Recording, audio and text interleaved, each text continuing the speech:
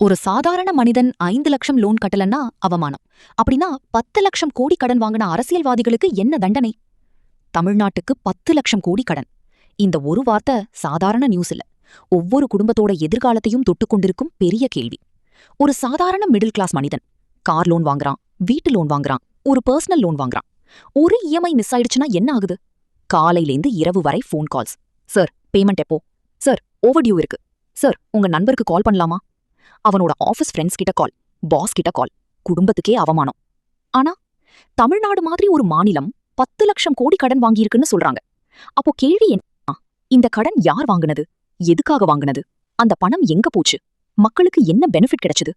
இது political attack இல்ல, இது பேசிக் அக்கவுண்டபிலிட்டி கொஸ்டின். ஏன்னா ஒரு ஆட்டோ டிரைவர் 3 லட்சம் கடன் கட்டலன்னா அவனை தேடி வர்ற சிஸ்டம், ஒரு ஃபார்மர் லோன் டிஃபால்ட் ஆனா நோட்டீஸ் அனுப்புற சிஸ்டம், ஒரு ஐடி எம்ப்ளாயி இஎம்ஐ மிஸ் பண்ணா டிக்னிட்டியே கிழிக்கிற சிஸ்டம். அதே சிஸ்டம் லட்சம் கோடி கடன் வாங்குற அரசியல்வாதிகளிடம் மட்டும் சைலண்டா இருக்கக்கூடாதுல்ல? 40 வருஷமா யார் யார் ஆட்சியில இருந்தாங்களோ அவங்க எல்லாரும் எக்ஸ்பிளைன் பண்ணணும்.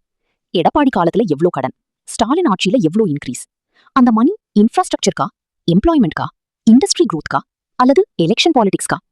இந்த கேள்வி கேட்பது ஆன்டி பார்ட்டி இல்ல, டாக்ஸ் கட்டுற மக்களோட உரிமை. ஒரு குடும்பத்துக்கு அப்பா கடன் வாங்கி குழந்தைகளை கஷ்டப்படுத்தினா அந்த குடும்பம் கேள்வி கேட்கும். அதே மாதிரி ஒரு அரசு ஃபியூச்சர் ஜெனரேஷன் மேல டெட்டி ஏற்றி வைத்திருந்தா மக்கள் கேள்வி கேட்காதா? முக்கியமா இந்த நாட்டில் சட்டம் எல்லாருக்கும் ஈக்குவல்னு சொல்றாங்க. அப்படின்னா அக்கவுண்டபிலிட்டியும் ஈக்குவலா இருக்கணும். சாதாரண மக்கள் மட்டும் pressure, humiliation, recovery calls, legal நோட்டீஸ்னு இருந்துட்டு அரசியல்வாதிகளுக்கு மட்டும் பிரஸ் மீட், ஸ்பீச், ப்ளீம் கேம்னா அது ஜனநாயகம் இல்ல.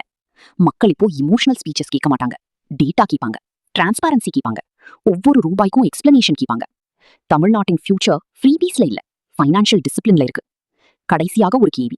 ஒரு காமன் மேன் 5000 இஎம்ஐ கட்டலன்னா கிரிமினல் மாதிரி ட்ரீட் பண்ற சிஸ்டம் 10 லட்சம் கோடி கடன் வாங்கியவர்களிடம் மட்டும் ஏன் சாஃப்டா இருக்கு?